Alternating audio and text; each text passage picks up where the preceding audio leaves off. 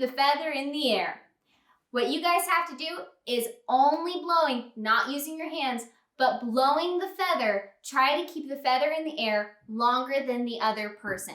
If you're playing by yourself, try doing it for 30 seconds. Or if you're in for a real challenge, a whole minute. Oh my gosh. That's hard. So, all you gotta do is take your feathers and do the challenge. Okay. Okay. Señior Doodle's chicken feather.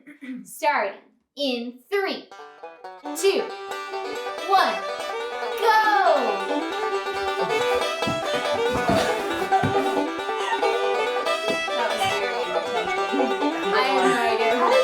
Let's try it again!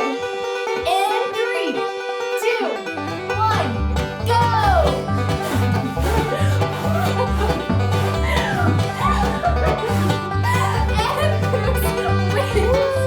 Even though Smiles took the time, way to go. That was commitment. Good job, Moose. That was great. I hope you guys enjoy Señior Doodle's chicken feather.